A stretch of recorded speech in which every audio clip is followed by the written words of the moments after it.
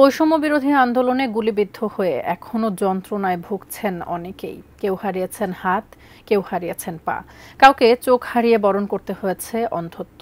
উপার্জনক্ষম ব্যক্তির কর্মক্ষমতা হারিয়ে অনিশ্চয়তায় পড়েছে বহু পরিবার। আতাউর রহমান হিমেলের ক্যামেরায় এমনই এক অটোরিকশা চালকের গল্প জানাচ্ছেন ওয়ালিউল সাকিব। আমি কোনোদিনও ভাবি নাই যে আমার কামরুল এই অবস্থায়, আমি মা দুই নয়নে দেখবো। সন্তানের করুণ পরিণতিতে দিশেহারা অবস্থা মায়ের। কর্মঠ তরুণ ছেলের এমন অসহায় পরিস্থিতি দেখতে হবে তা ভাবেননি কখনোই। তাই তো কিছুতেই শান্ত হচ্ছে না মায়ের মন। গেল ১৯ জুলাই বনশ্রী এলাকায় বৈষম্য বিরোধী আন্দোলনে যোগ দিয়েছিলেন অটোরিকশা চালক মোহাম্মদ কামরুল হাসান। আন্দোলন দমাতে হঠাৎ করেই গুলি ছোড়ে পুলিশ। এ সময় কয়েকজনের সঙ্গে গুলিবিদ্ধ হন কামরুলও। তবে হাসপাতাল থেকে হাসপাতালে ঘুরেও ঠিকমতো চিকিৎসা পাননি কামরুল। এক পর্যায়ে পচন ধরে যায় পায়ে। শেষ পর্যন্ত রক্ষা করতে না পেরে কেটে ফেলতে হয় তার বাম পা। সকালবেলা বাসা থেকে বাড়িয়েছি, বাড়ানোর পর নামাজের উদ্দেশ্যে বাড়িয়েছি। শুক্রবার তো পাঞ্জাবি টাঞ্জাবি পিন্দা নামাজের উদ্দেশ্যে বাড়িয়েছি। তারপর গ্রামপুরা বনশ্রী যাইয়া বন্ধু বান্ধবের সাথে নামাজও পড়লাম। পড়ার পর সবাই মিলে মসজিদ থেকে বাড়িয়ে একটা রাস্তায় দাঁড়াইছি। দাঁড়ানোর পর প্রায় ৩৫ জনের মতো গুলি খাওয়া আহত লোক আমাদের সামনে দিয়ে নিয়ে গেছে। তারপর 7 বছর 8 বছরের বাচ্চাও ছিল সাথে, মারা গেছে। দেখা আমরা বন্ধু বান্ধবরা চিন্তা করলাম যে হেরা তো নিজের স্বার্থে লেগে গুলি খাইতেছে না, দেশ রক্ষা করার লেগে তো গুলি খাইতেছে।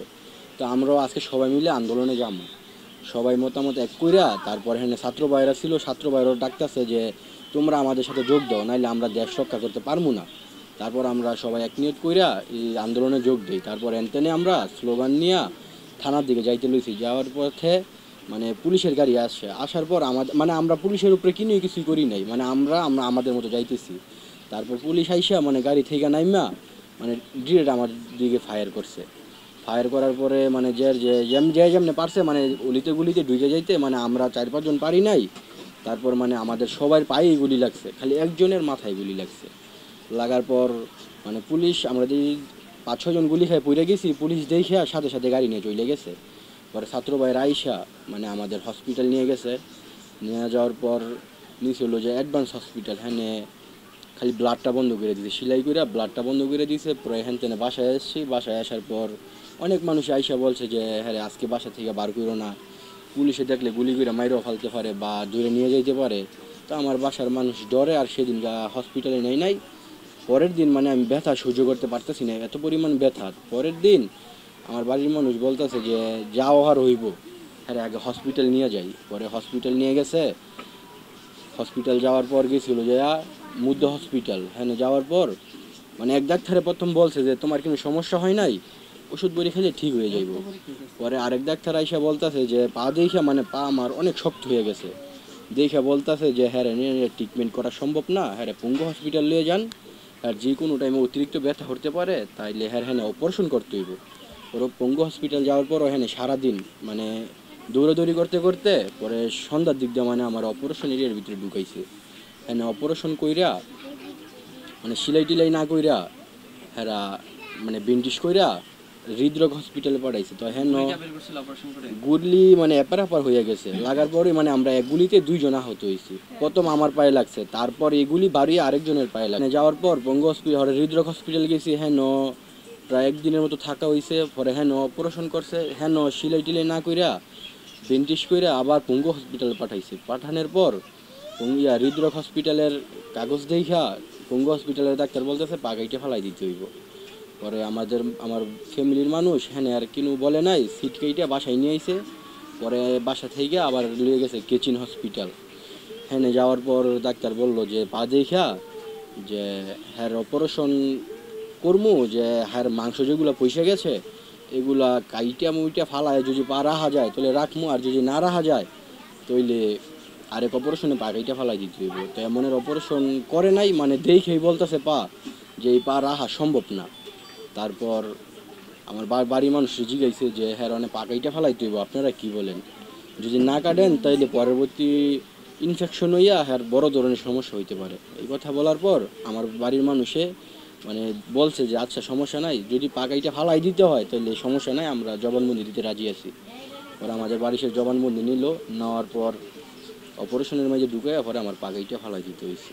অফার যে কোনো ব্র্যান্ডের পুরনো ফ্রিজ নিয়ে চলে আসুন ভিশন শোরুমে আর নিয়ে যান নতুন ভিশন ফ্রিজ 20% পর্যন্ত ছাড়।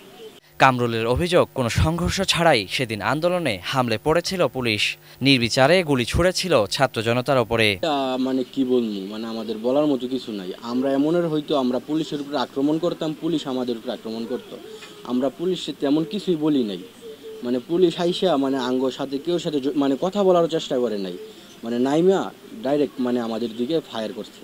করার পর যাইতে পারছে গেছে, আমরা 4-5 জন আর যাইতে পারি নাই, 4-5 জনের পায়ে গুলি লাগছে। সময় মতো চিকিৎসা পাইতাম তাহলে আমার পাটা আর কাটতে হইতো না, আমি আগের মতো চলাচল করতে পারতাম। নয় 2-3 মাস বা 5-6 মাসের মতো মানে একটু কষ্ট করতে হইতো, কিন্তু আমি আবার পা দিয়ে চলাচল করতে পারতাম। কিন্তু এই কারণে মানে আমি চিকিৎসাটা ভালো করে নিতে পারি নাই, তাই আমার পাগাইটা ফালাই দিতে হয়েছে।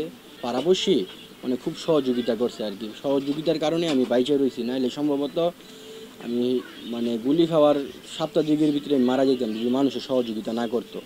সহযোগিতার কারণে আমি বাইচে রয়েছি। নিজের সম্ভব ছিল না, মানে আমার বাসার মানুষই জীবনের লাভের উপরে টাকা নিয়ে স্বর্ণ যেটুকু ছিল বাইনার ঘরে দিয়া মানে লইয়া এমনের কইরা মানে আমার চিকিৎসা করাইছে আর কি, এমনের করে আমার চিকিৎসা করাইছে। আর আমার ফ্যামিলিটার মানে আমার ফ্যামিলিটা আমি আর আমার বাবাই কাজ করে মানে চলাইতাম আর কি, মানে আমার ফ্যামিলিটা চালাইতেও খুব কষ্ট চলতেছে, মানে কষ্ট হইতেছে। সরকার থাইকা যদি আমার এমন একটা কইরা দেয় যাতে আমি চলে বিরা খাইতে পারি, এটাই আমার সরকারের কাছে যাওয়া।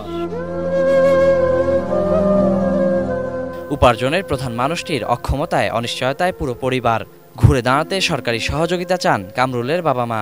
আন্দোলন দমাতে চালানো হত্যাকাণ্ড ও সকল আগ্রাসনের বিচারের দাবিও জানান তারা। আমার ছেলে বাসায় রাখছে, এটি আমি এলাকা ছেলে একটা শুক্র তেমন আর মনে করলেন আমরা গরিব মানুষ, কাজকর্ম করে খাইতে, এই ছেলেটি মনে করলেন আমার সংসারটা চালাইতো, আমিও তো অসুস্থ।